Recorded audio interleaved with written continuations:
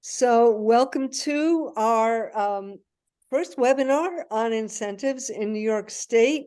This is focused towards Long Island, but a lot of the incentives that we'll be talking about today apply to people throughout New York State.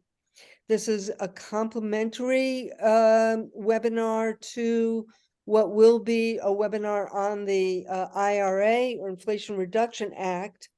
And it will be, part of that larger webinar. And we are very pleased to welcome Paul Kiesler, climate reality leader since 2020, and intrepid leader on the IRA presentations working group. So Paul, do you want to take it away? Yeah, sure. Hi, everybody. Thank you for joining us. And just since this is our first presentation on this, it would be great if we could spend some time at the end just to get your feedback on how to do better, obviously, because this will not be perfect, but we're hoping that we learn from this experience. So any notes, they're all, as long as they're delivered with a smile, will be greatly appreciated. And so with that, I am going to share my screen. If I can share screen. And hopefully everyone can see that. And I'm going to put it on, there we go. Perfect. So yeah, so what we're going to talk about is actually not the IRA. So the IRA, I'll mention a little bit about it because obviously it's the big elephant in the room, but there's a lot of incentives in New York delivered by the state or by the utilities. So which the Public Service Commission kind of makes them do it. They don't do it out of their goodwill. And yes, so those are the topic of today's conversation. And this is all about how to make your homes cheaper to run, cleaner, and safer. So like all of the decisions we're talking about today are not just, like climate actions that you're taking to like help to reduce greenhouse gases. All of these actions will actually help you save money when you buy the equipment, when you run the equipment, and furthermore, it's the equipment that you'll get is better than what you have now. So that's what's great about this. It's like you should also think about this as upgrading your life, as well as upgrading the planet. So so the scope of this presentation, it's not about everything. So we're not going to talk about composting or food waste and all these other things that are really important as well. What we're going to talk about are basically equipment or machines that you have in your life, in your home, in your transport, or ones that make your electricity. So that's what we're really talking about. This is how to save money and how you run your home, your transport, and your electricity source. As I mentioned earlier, there's 3 layers of incentives. It's the federal, state, and utility. So we'll go through all of those. And we're really lucky in New York because some things here, like solar, for instance, typically would have a 10-year payback across the country. I'm estimating roughly, but here in New York, it's closer to 7 because of all the state incentives and so on. So it's really, we're lucky to be New Yorkers. This is one more reason why. So here we go. Here's a summary of all of the incentives. And this page, obviously it's in I'm trying to move it. Okay, there we go. It'll be in the handouts, so you'll be able to look at this later. We've split it into 3 areas: the home, transport, and electricity source, as I mentioned. And then the blue 3 columns are the federal incentives, and then the green 3 columns are the New York incentives.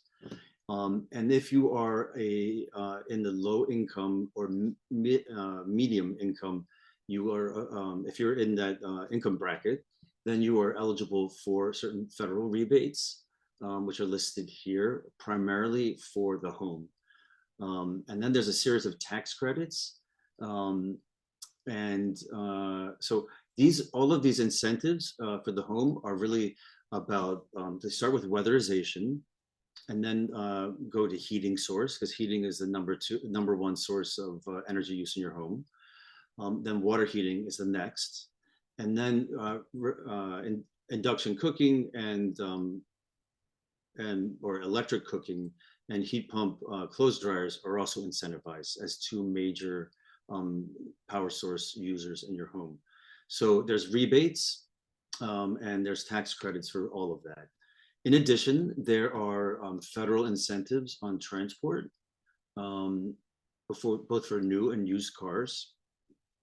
And there's also a 30% tax credit for the solar and batteries. So those are all the federal programs. The tax credits are generally not income qualified, with the exception of the EV tax credits. And then, as I mentioned, the rebates are income tested. So I'm not, that's the time, that was the 1 minute on the federal programs, which I'm not talking about anymore tonight because the topic is about New York. So in New York, there are a lot of programs for weatherization that we're going to get into, whether it's the assessment or these 4 programs called Comfort Home, Assisted Home Performance, New York Empower, and then there's a special Con Ed program as well. So there's a lot of weatherization support in the state, which is great. There's also additional incentives, very robust, for heat pumps, both geothermal and air source. Geothermal gets an additional tax credit up to $5,000. So that's really valuable. So those are the two heating pieces. Then the next piece is about water heating, and there's a very generous rebate as well, called Clean Heat. That's from $700 to $1,000 depending on your utility. And then for solar, there's a lot of programs like for other programs. There's a lot of programs which I'll go into called time of use, demand response, and so on. We'll go through those later. In addition, New York offers tax credits for new electric vehicles ranging from 500 to 2,000. And yeah, and that's the main programs on transport. And then in terms of electricity, there's obviously the big thing that New York does is they give a 25% tax credit up to 5,000. That's in addition to the 30% you get from the federal government. And there's also what's called the NYSERDA New York Sun program, which is it ranges from 1 to 3,000 depending on how big your system is. If you don't have a rooftop that you can put that on, or a lawn that you can put that on, you can get community solar. And in general, you can save 10% off your supply charge on your electric bill. So you can see there's a lot going on in New York, and I have a page for each of these that we're going to go through. So if you have questions on these, if you could hold them, that's great. But I think the main point to drive here is that the New York State incentives are really robust, and they're almost as big as the federal ones. Okay, and then one of the topics that we want to really go through today is how do you get started if you know that there's like 1 or 2 machines in your apartment or your house that are fossil fuels, then it's probably pretty easy to decide what to do. But if you're just starting this journey, here's a good framework for deciding how to decarbonize or to go down this affordability journey. And the first starts with this REAP assessment, which is, I'm going to remember, the residential energy something. And that basically is a state program where someone will come to your house and give you an audit of your house. Once you've done that, then you can list your home and your transport fossil fuel equipment, its expected life. So you start with, okay, what are the machines that I have to in my house and in my driveway that I can save some money on. And then you'll make a plan for each of these. And we have a planning tool on the next page, which we'll go through next. And once you've made that plan, then you can prioritize based on your circumstances. So some of those decisions will be based when you expect that machine to die and you need to replace it. And this is one of the the big myths that you hear about. Oh yes, it's going to cost everyone $20,000 to fit their homes with all this new equipment. Well, not really. It's yes, really, you will have to pay some money, but you do it at the time where you would have had to pay money for something else, a fossil fuel car or a fossil fuel furnace. So what these incentives do is make the choice to go electric less expensive than that fossil fuel choice. So, but your prioritization would really be based on things like if you have a really old water heater but your furnace is generally new, then you might want to start with your water heater and then your furnace. If your car is coming off its lease and you want to buy a new car, then that might be a priority. So that can only be, that decision of how you prioritize is up to everyone's individual circumstances.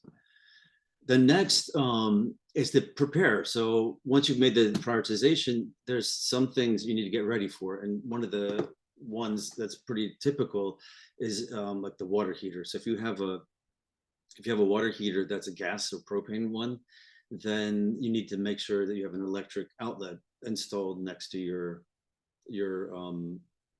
where that is, so that you can then, once that goes out, you won't just go out and buy another gas heater because you don't want to wait for three days or 4 days for the electrician to come. So that's and there's incentives in the IRA for those activities.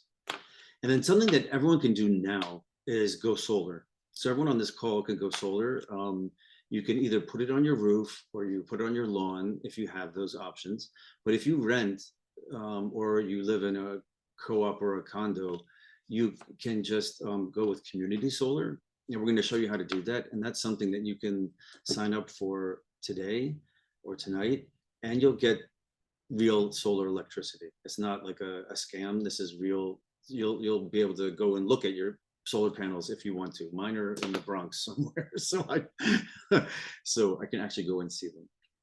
So that's the plan of how we recommend people to go about this. And then here's the tool that Deepa put together. I don't know, Deepa, I don't want to put you on the spot. I should have asked if you want to go through this for us, or would you want me to go through that? I can do like a quick overview of how the tool should be used. I'm happy to do that. Awesome. Yeah, so the idea behind this is to look at all the different things that one could potentially do with their home. That's across the top, in blue. And then on the left are the different factors to consider in making those changes. There's many factors like Paul mentioned: budget, the life of the particular thing, item in your home that you're replacing. So this worksheet is designed to help you consider all those factors for each of these things, like installing insulation and installing heat pumps, installing an induction stove.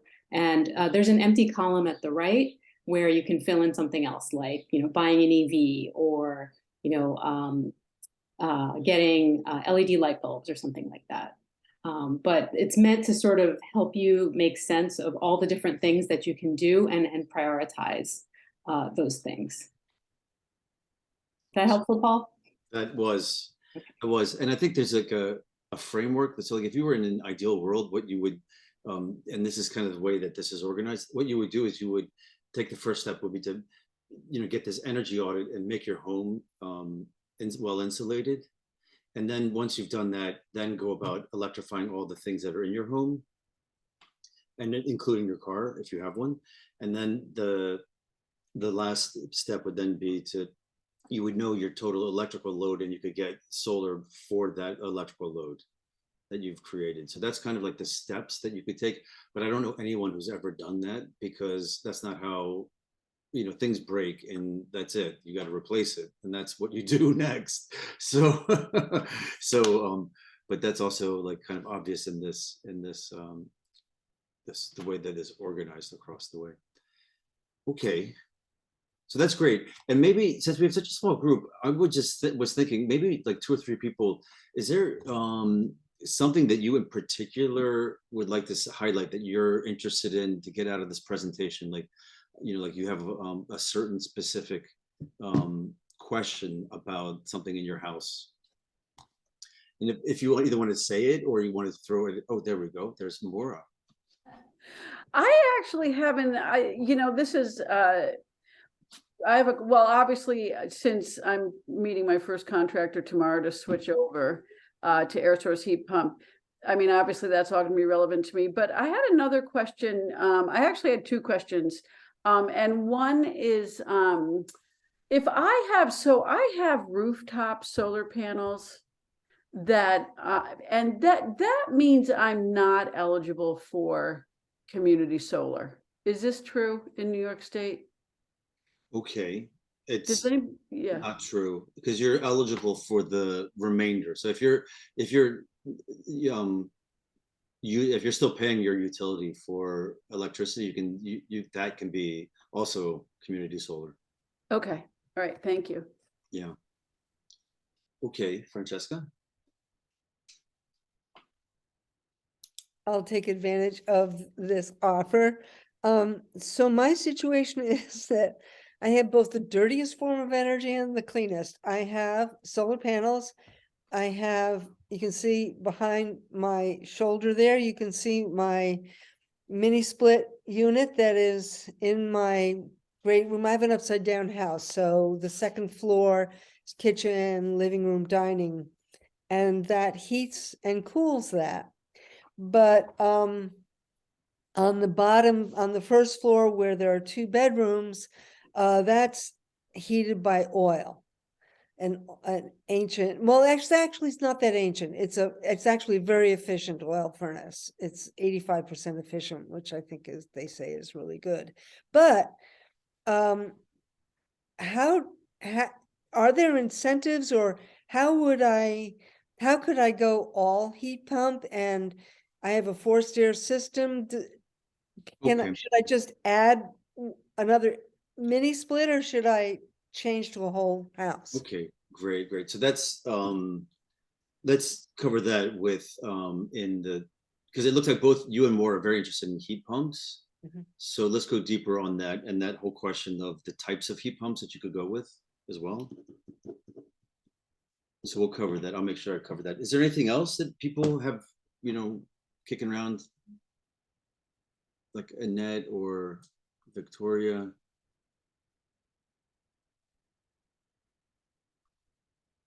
I'm going to assume that you guys are all Senator. Are you all elected? I don't own my house, so I don't own the house I live in.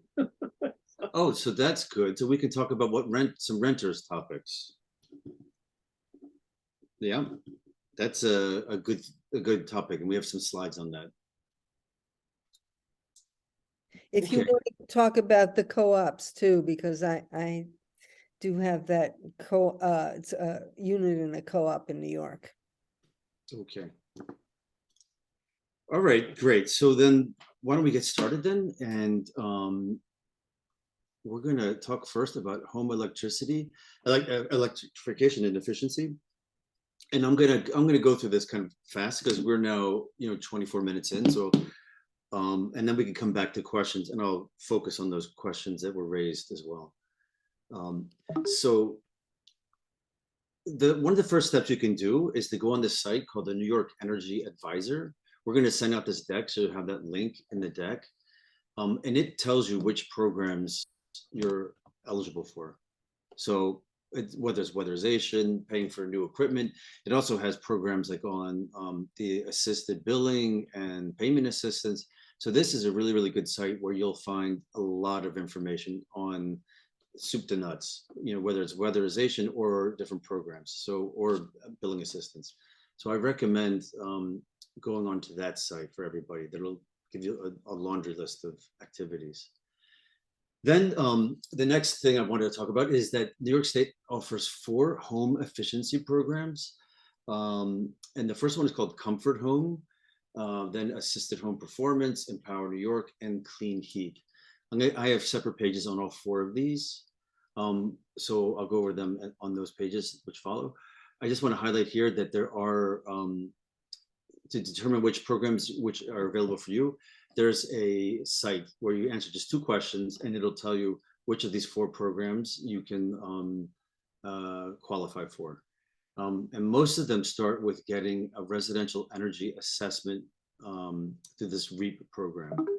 And that basically is, someone will come to your house at no cost.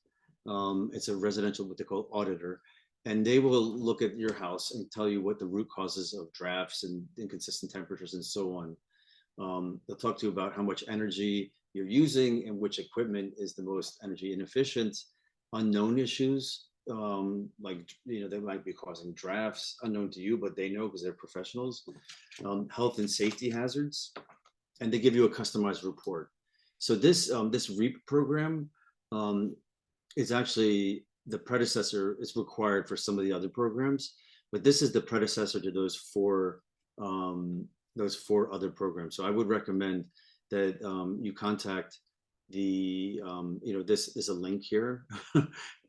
So I recommend that you go and push that link, and then you can have them come to your house and give you all an assessment. And when they do that, they'll also, oops, I just pushed it. Sorry. And when they do that, they'll tell you which programs you're eligible for. Now here, for those of you, the two of you who are on Long Island, there is a separate, only on Long Island, and I think it's because of the ownership model of your utility. They have separate programs, and so you have to go through the REAP on Long Island, the PSEG Long Island site, and apply there, as opposed to everyone else can apply on the New York site. And that program actually includes, when you go through it, it actually will include not just the advice, but if you qualify, they'll actually do some of the work that they're recommending. So to qualify, you need to have less than 80% of the state median income. And the other thing is that for Long Island, the home performance and the comfort program are different than the ones I'm going to describe. For whatever reason, I don't know why they're different. So the home performance with Energy Star is similar to the home performance program I'm going to talk about. It's a home efficiency program, and it gives financing as well if you're eligible. And then there's also a home comfort program, which is very different than the New York State home comfort program. It's much more like the New York State clean heat program, which is the heat pumps program. So everything on Long Island is different. We know that, and especially the programs for weatherization and for efficiency. In the rest of the state, this first program is available to everyone. I use this actually. And basically, when you go and insulate your house, you get incentives. So if you do your attic and the rim joists, which are those things in your basement that's like between the house and the foundation, if you insulate those, they give $1,000 credit.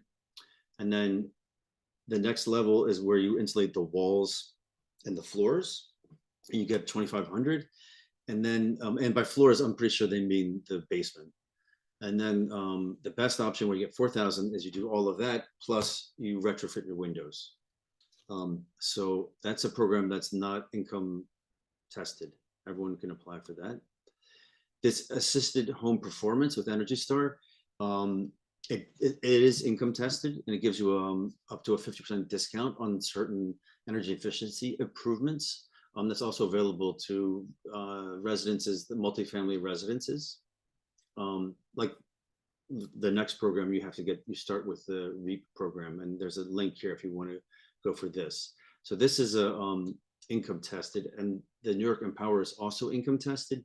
The household adjusted gross incomes are in the upper right hand corner. So if your household of whatever number of people that is has a annual adjusted income less than those numbers, you would be eligible for this. And this is a really, really robust program where they can actually do the full insulation and sealing, as well as installation of heat pumps, and replace some of your appliances as well for free. So this program is really, really very, very rich program, but it's not for rich people. It's for people with incomes that are on the right there. So if you're interested in those, there's a link right here as well. So those were the weatherization programs that we talked about. The next thing I'm going to talk about is the biggest source of energy use in your house, which is the heating. And there's two programs, one for air source heat pumps. This is managed through the utilities. And if you click on any of these links here, you'll go to those, their programs. Most of them require you to work through a contractor, and the contractor will help you with the rebate process, and they actually apply for the rebate. Usually they will give you a form to sign that you don't have to pay them and then apply for the rebate. They can just collect the rebate directly from the state. So the contractors, there's a list of contractors that will be in the sites that you'll go to when you click on these links on the left. I keep clicking on those links. Apologies for that. It's a little tender. So the other thing about air source heat pumps is that generally you won't pay sales tax on the installation of those, which is 8+%. If it's considered a home capital project, and usually that will be the case because usually a contractor will provide the forms for that.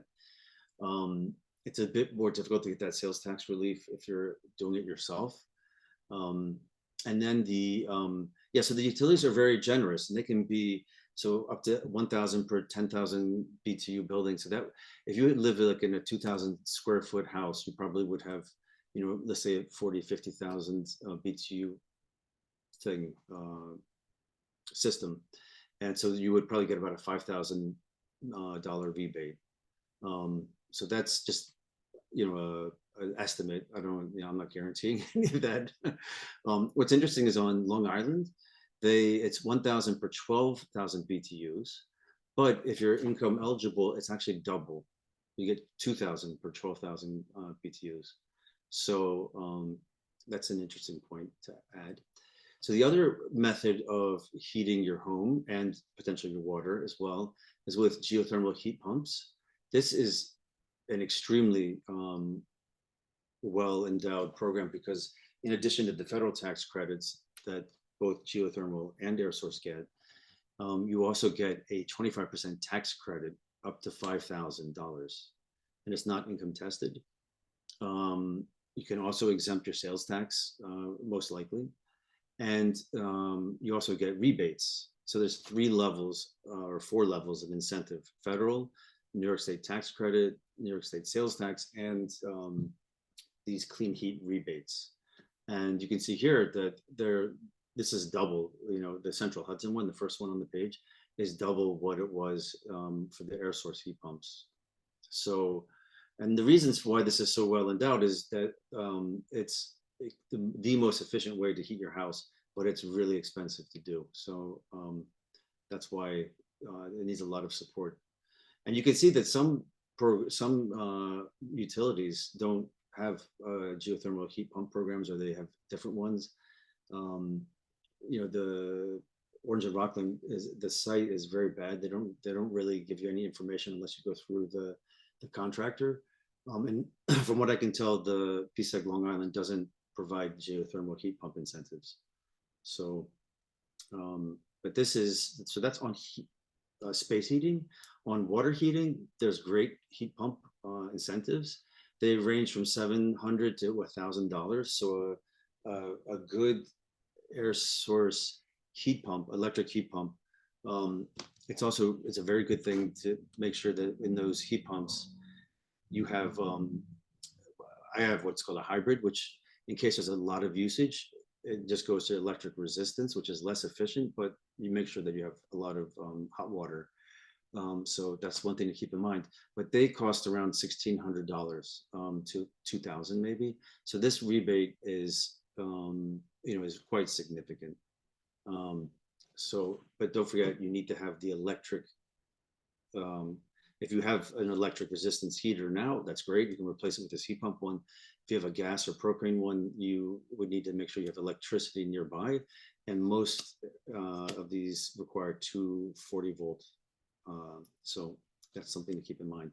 And I'm going to go back a second because I just realized on the air source heat pumps, we had 2 questions earlier, and I want to just highlight one of the things that's relevant for Francesca. So most of these rebates are much, much more generous if it's full load, not partial load. Full load means that it's for the whole house, not for a part of the house or like a room or an addition. And the partial load, generally speaking, will be like a couple $100 kind of rebate, whereas full load is, these types of rebates that you see here. And the other thing that generally is required is that they decommission the fossil fuel system.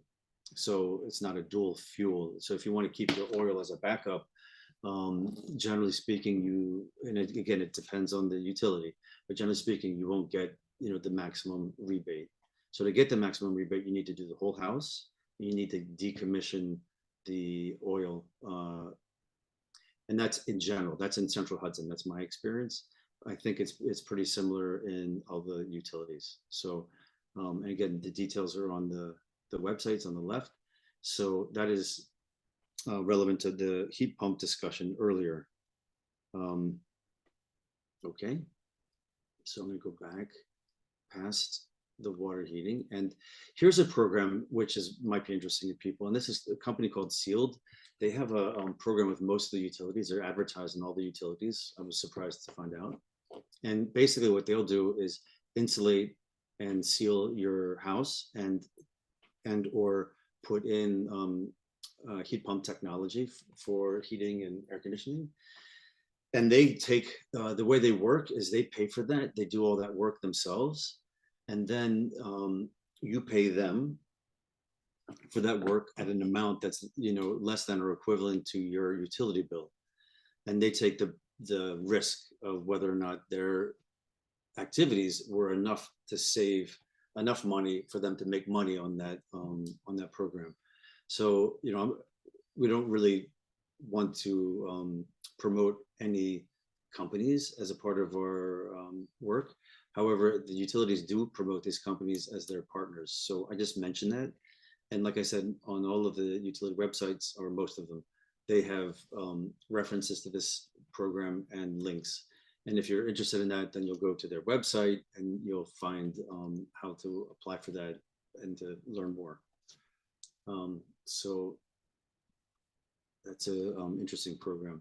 There's also financing. New York State provides financing for different programs, and you'll find the details at the bottom. If you push that button, it'll give you the details on how, whether you can get financing for these programs, like the assisted home performance and the solar and other things. There's utility demand response program. So now we've gone through, let me just step back for a second. We've gone through the weatherization, the space heating, the water heating, and now there's just other ways you can save money. So and this is one of them. If you join this utility demand response, they'll take over your air conditioner or your pool heater, if you're so lucky to have one. They'll take that over in the peak months and give you a little bit of money for it. And they'll, maybe preheat it or pre-cool it. And then when the peak comes, it'll get cut off, and then they'll come back on once the peak is over. So all of these utilities down here, they all have those programs. They're not a lot of money. I want to just warn you, I don't expect a lot of money for those. There is a special Con Ed weatherization program, which you can apply for using that link. And that goes up to $5,000. It's for a single family home where you use Con Ed gas for heating, or oil, other fuels. So that's a separate weatherization program in addition to the ones that I was talking about earlier. Another program that you might want to take advantage of is the utility marketplaces. On these sites, you can usually buy energy efficient appliances like dehumidifiers and other things, thermostats, smart thermostats with low prices, lower prices, they say. So it's a good place to check if you're in the market for those things. LED lights sometimes are on those. And sometimes they just give them these discounts at local stores, like at your Lowe's or Ace Hardware. But that's all on the sites, that information. Now, renters. So renters can access all of these incentives and programs in the transport and electricity source section. So that's the next two sections. In the home, for the home section, there's a few things that we recommend. One is you talk to your landlord and see if he can make the changes or she can make the changes. And oftentimes you can agree with them that they'll make the change, or you can make the change, and they'll offset that on your rent. So if you made, let's say, hey, I want to put in a induction stove, I'll buy it, but I'm going to take that off my rent for the next, 6 months. That's the kind of thing that can happen, has been known to happen. So that's one option, is to talk to your landlord and try to have come to some agreement with him or her.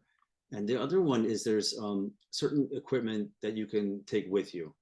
So there, for instance, induction cooktops are only $100 or less than $100 on Amazon or other places. And so those can be used. I had at this, where I am now, I used that for a year and it was fine. That and a countertops toaster oven, and because the gas, I could smell the gas coming off the old gas thing, and the gas range, and it was driving me crazy. So I turned that off, cut the link, got rid of the propane, and I got one of those induction cooktops. It was great. The air, I could tell the difference in air quality in a day. Another option is inverter ACs. So they inverter air conditioners use about half the electricity to a third of savings as a regular window AC, because the way they work is so much more efficient, and that can be taken with you. And there are also some heat pump AC window units. They tend to be pretty expensive though, but they can be taken with you as well.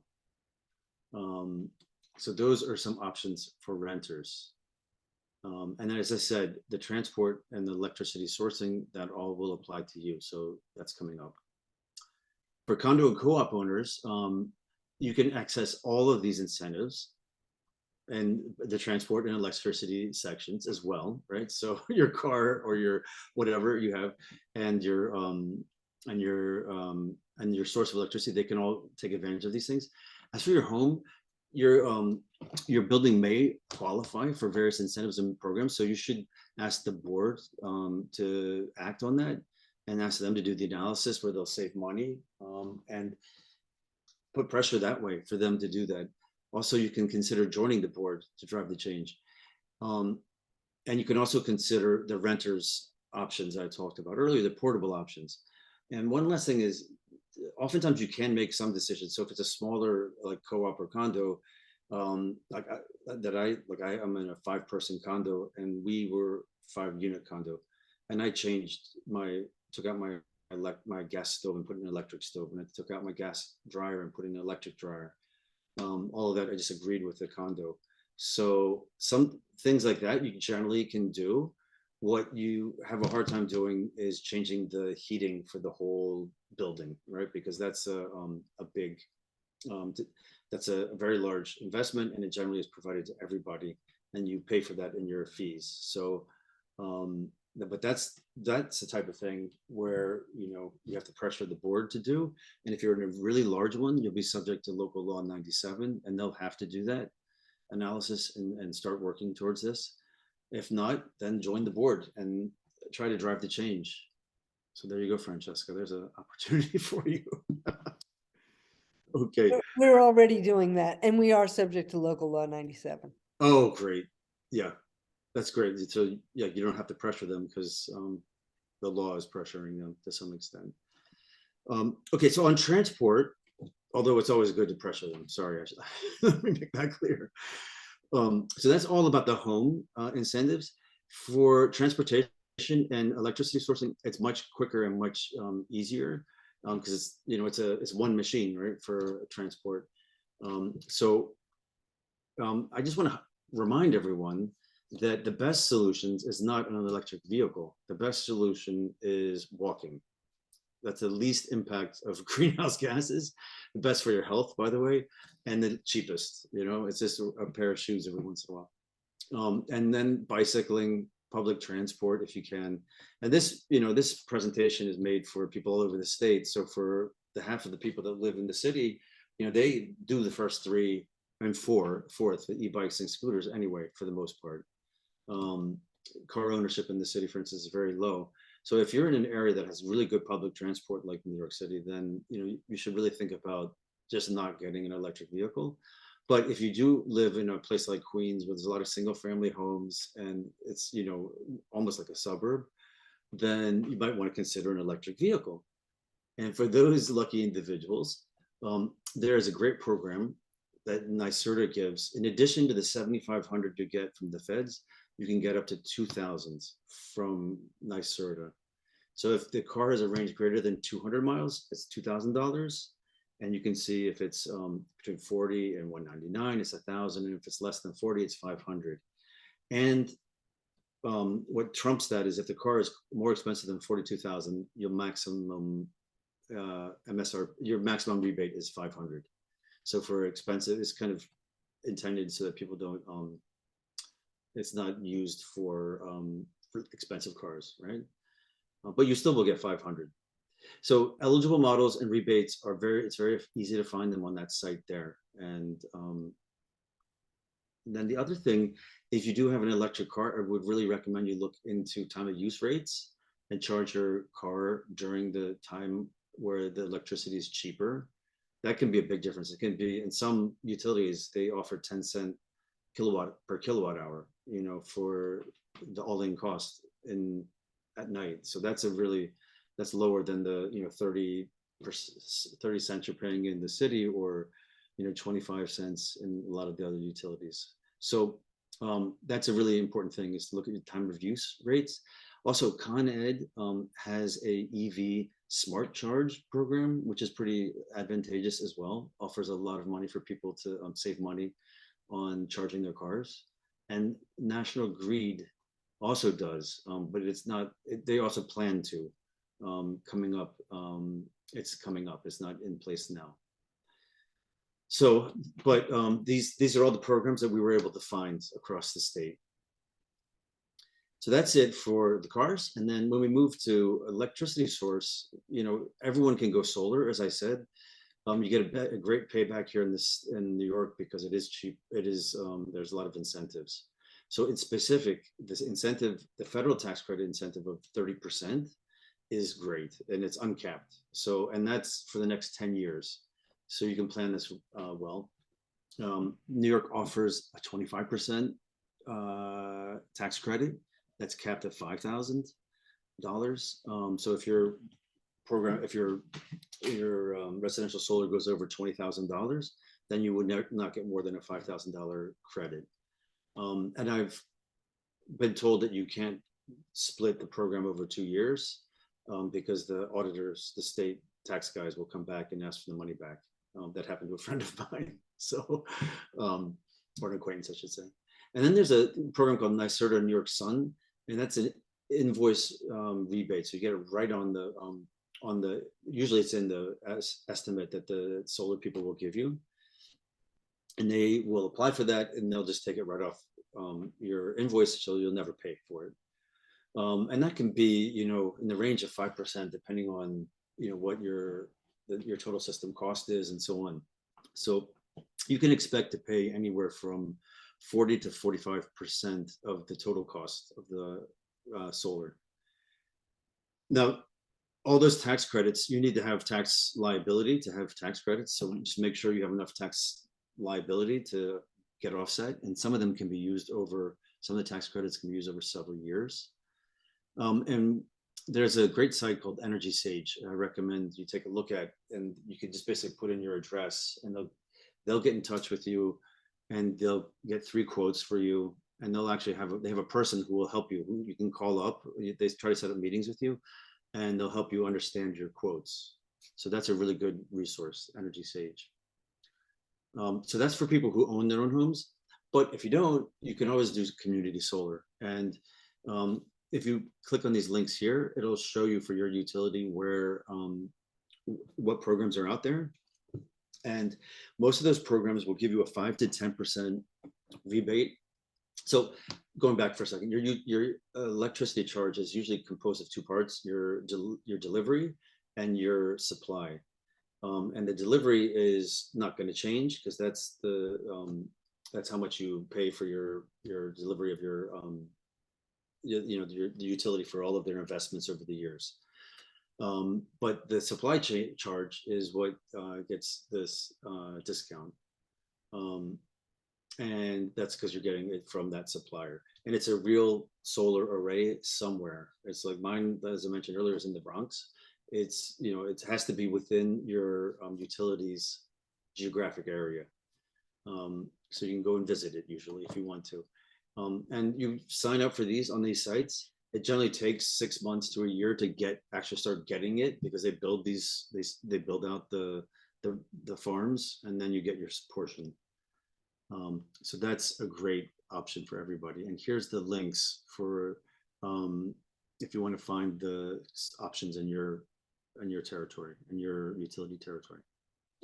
And that's it. So, you know, here again, this is just kind of the summary of how we recommend you go about, you know, looking at what you want to do first, and so on.